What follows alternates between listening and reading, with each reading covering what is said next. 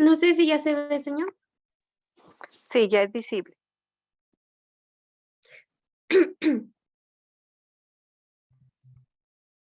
Bueno, mi tema son los periodos de la evaluación. Los periodos de la evaluación se ubican en 4 generaciones. Tenemos la medición, la descriptiva, la de juicio, la de constructivista. La generación de la medición incluye el periodo pre-tileriano, la generación descriptiva, el periodo tileriano, la generación de juicio contempla los periodos de la inocencia y el realismo, y como cuarta generación están los periodos de profesionalismo y autoevaluación, que sería la de constructivista. El periodo pre-tileriano es un periodo que se dio aproximadamente en el año 2000 antes de Cristo, y autores como Guba y Lincoln fueron autores muy reconocidos en aquel tiempo porque ellos consideraban que este periodo que se iniciaba a finales del siglo pasado creían que aún seguía vigente. Tiene mucha importancia a finales del siglo pasado. Esto se dio en Estados Unidos con el inicio del movimiento para la acreditación de instituciones y programas educativos. En los primeros años de este siglo se dio la aparición de los test como instrumento de medición y evaluación. Hay una fuerte diferencia entre evaluación y medición. La evaluación la conocemos como el proceso por el cual se emiten serios juicios sobre cierta información que recibimos, y la medición es el proceso por el que se nos proporciona la información. Se ha caracterizado por centrar la atención de la calidad educativa en el rendimiento de los estudiantes. Medición que se realiza mediante test o pruebas, como lo que había dicho, que la educación es sobre información que nosotros aprendemos y cómo es que rendimos ante esa información, y la medición, pues básicamente es la evaluación como los test o pruebas. En este periodo se le denominó como la primera generación, que es la de medición. Una de las características de este periodo es que no existe una diferencia entre evaluación y medir, aunque sí lo existe en este periodo, no se dio a notar mucho, sino que lo trataron de unir. También se dio paradigmas positivistas, y la evaluación se centra en los sujetos, que serían los estudiantes. Y en este periodo la evaluación buscaba sobre el estudiante, sobre saber qué y cuánto ha aprendido. Y también que la evaluación dependía mucho del estudiante. También está el periodo tileriano. Fue en los primeros años de la década de los 30. Ralph Tiller era uno de los personajes más importantes, ya que presentó una renovada visión sobre el currículo y la evaluación.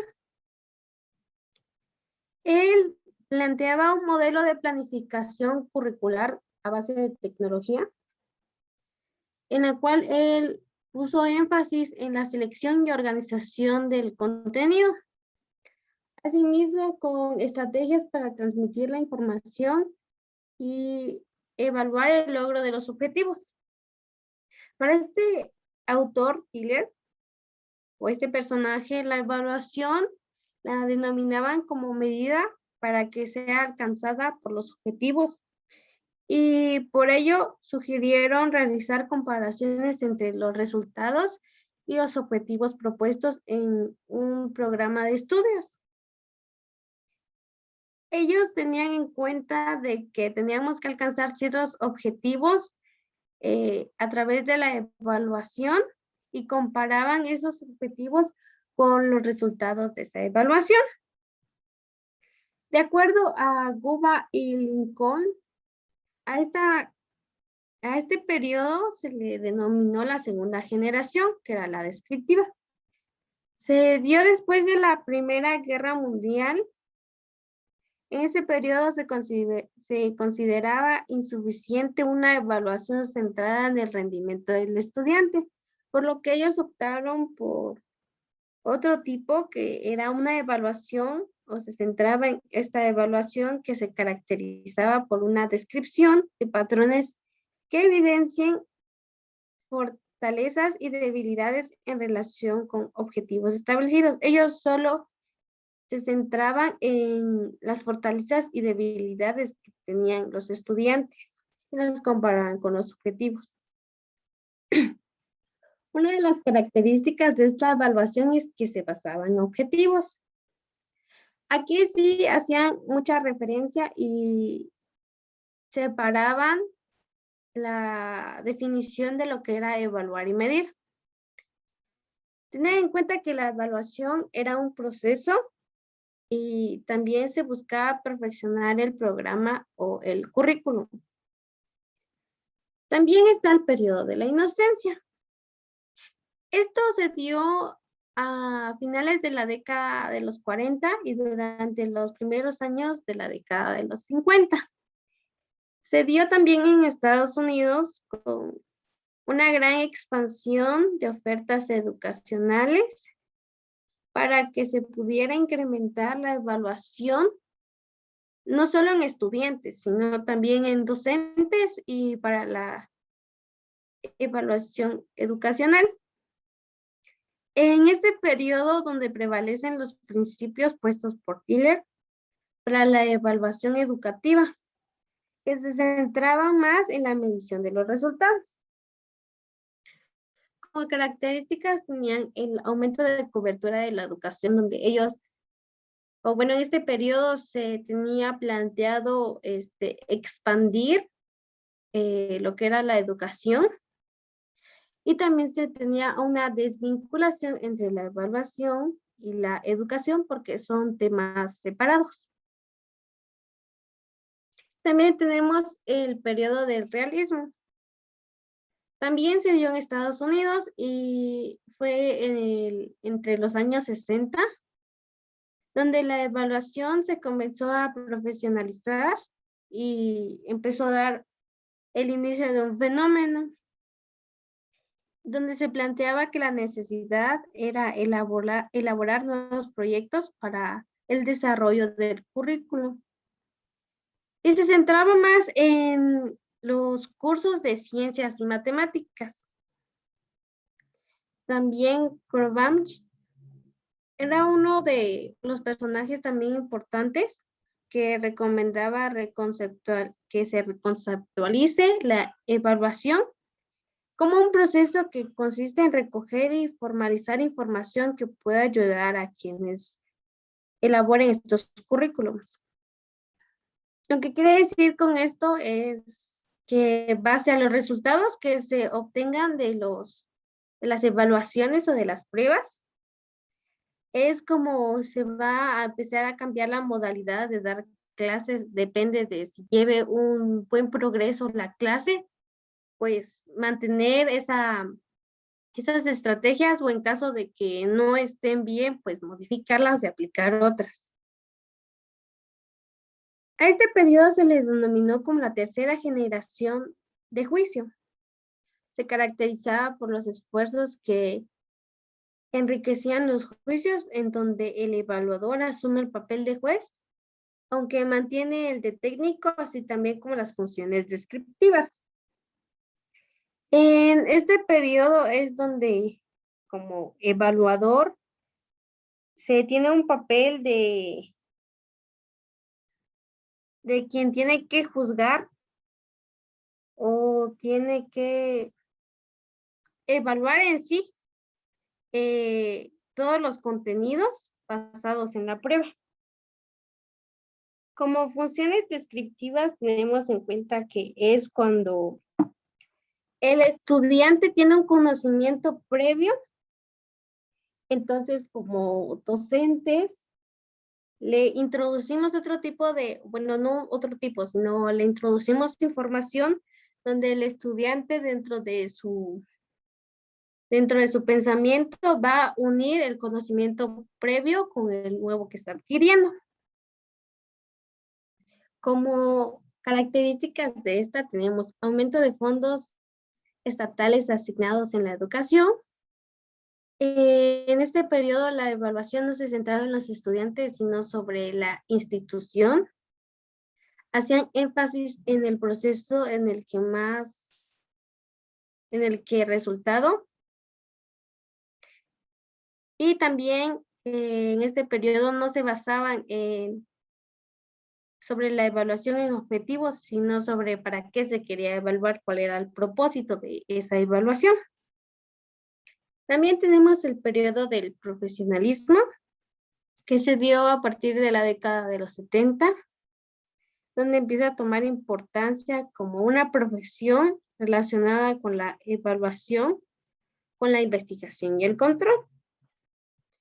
Entre sus características tenemos que estos programas eran universitarios, orientados a la evaluación, era mecaevaluación para asegurar la eficacia entre los procesos evaluativos, y la evaluación se utilizaba para tomar decisiones.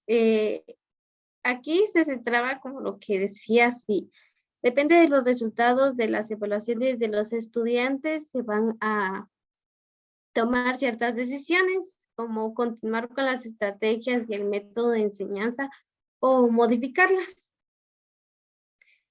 De ahí tenemos el periodo de la autoevaluación, que se dio entre las últimas décadas, donde las instituciones superiores dentro de Latinoamérica tenían la necesidad de competir por calidad académica.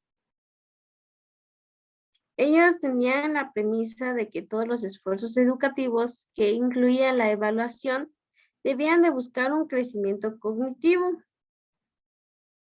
Y de ese desarrollo personal, todos los participantes dentro del proceso de enseñanza-aprendizaje, como el docente y el estudiante,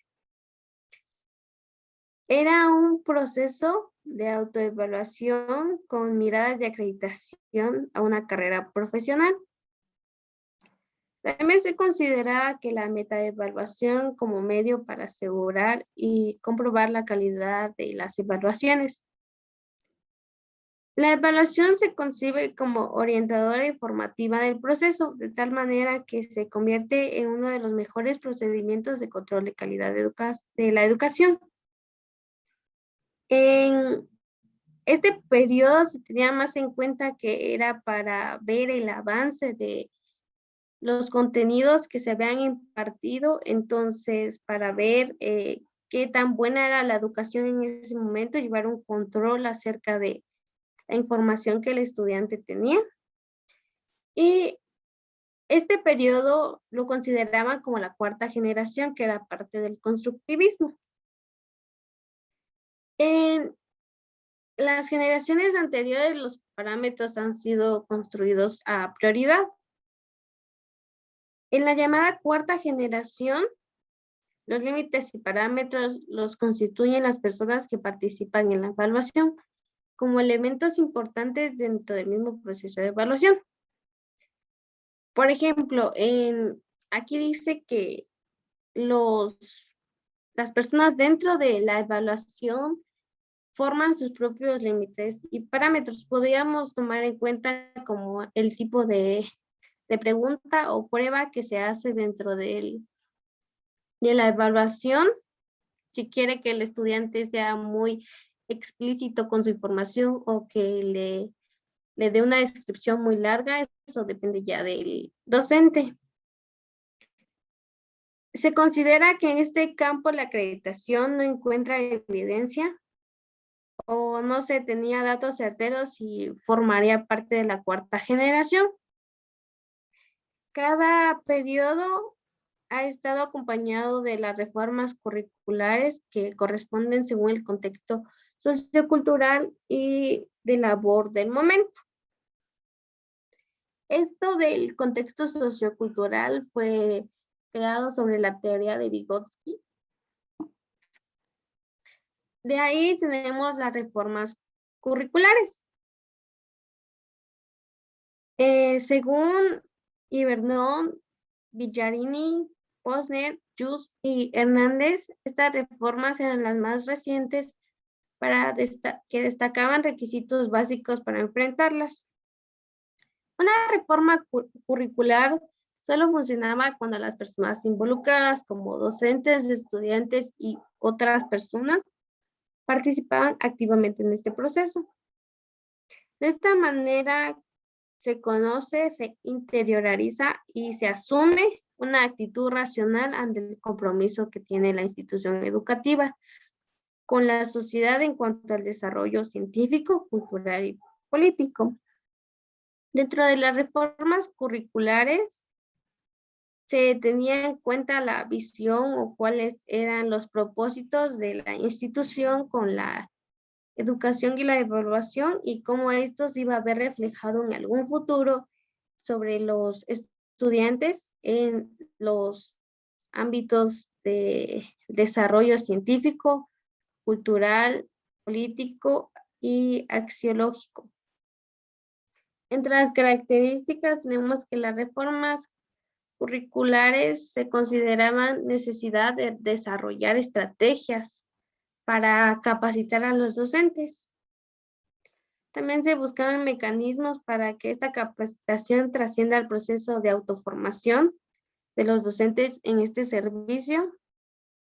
Y con el desarrollo de estas actividades, los profesionales de la docencia, como son los docentes, puedan generar cambios hacia la actitud de la enseñanza con su disciplina, por lo que sin duda redunda en la formación integral de los nuevos profesionales en algunos aspectos a considerar, que ahorita los voy a mostrar.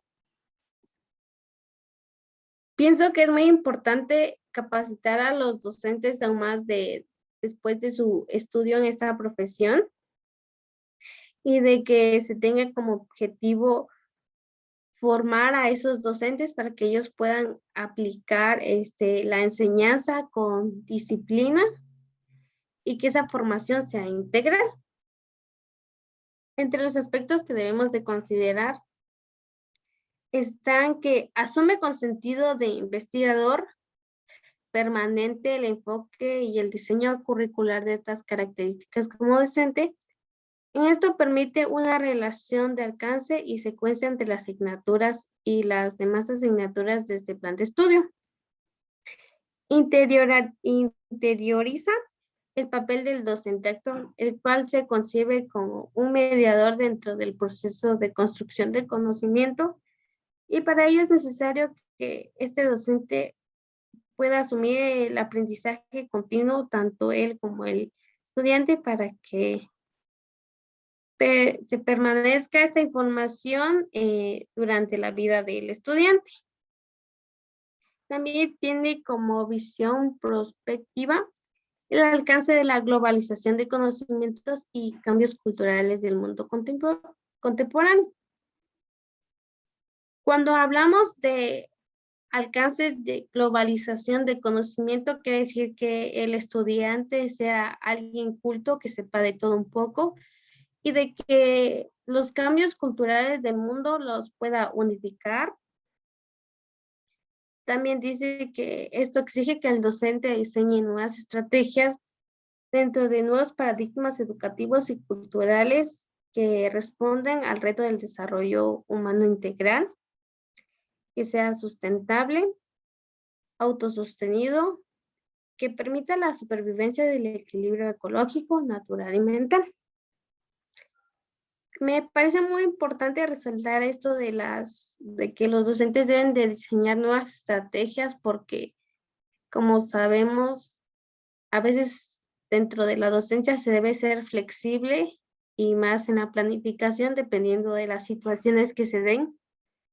Por ejemplo, si un docente debe de evaluar las situaciones a un futuro. Entonces, por ejemplo, si los estudiantes pues simplemente no quieren aprender o no tengan ese interés, pues el docente debe de implementar estrategias que sean llamativas para que los estudiantes sean atraídos hacia la información. Y quizás no solo eso, sino otro tipo de situaciones. Y esto para que los estudiantes tengan un desarrollo humano integral, se puedan sostener por sí solos según su conocimiento, puedan sobrevivir en un equilibrio ecológico, que tengan salud mental y natural. También se tiene que la evaluación tiene un valor formativo para los participantes dentro de las acciones evaluadoras, como el docente, el estudiante y otras personas. Es imprescindible el conocimiento, análisis y debate conjunto a las evidencias que afloren durante el proceso de evaluación. Bueno, como conclusión está que la evaluación es considerada como un instrumento estratégico para mejorar la gestión y calidad educativa, como un instrumento que garantiza al público la seriedad de programas de estudio que se están poniendo en práctica. Aquí les muestro una línea del tiempo según se empezaron a dar los periodos de la evaluación. El primer periodo se dio en diciembre 10 de 1899. Fue el periodo pretileriano. En abril 1, en 1930, el periodo tileriano. En diciembre 10, en 1955, el periodo de la inocencia. En octubre 19 de 1960, el periodo del realismo. En marzo 1 de 1970, el periodo del profesionalismo. En diciembre 10 de 1990, el periodo de la autoevaluación. Y octubre 12 del año 2000, las reformas curriculares. Gracias.